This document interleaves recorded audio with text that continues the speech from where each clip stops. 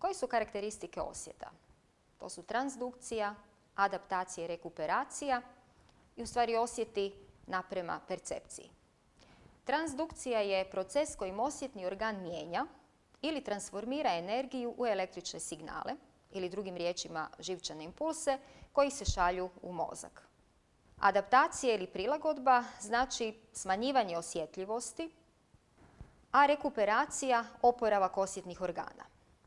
Još jednom treba naglasiti ono što smo malo prije rekli, da su osjeti relativno besmisleni bitovi informacija kao rezultat obrade električnih signala koji pristižu iz osjetnih organa, dok je percepcija smisleno osjetno iskustvo kao rezultat kombiniranja na stotine osjeta.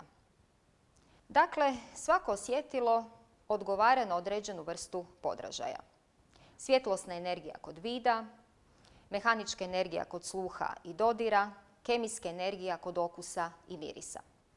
Zato svaki senzorni modalitet mora najprije obaviti transdukciju, koju smo malo prije definirali, što se postiže posebnim stanicama osjetnim organima koje se nazivaju receptorima.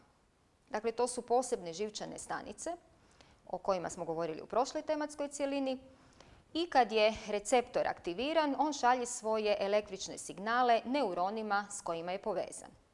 Signal putuje do svog receptivnog polja u kori mozga, a različiti senzorni modaliteti šalju signale u različita receptivna polja.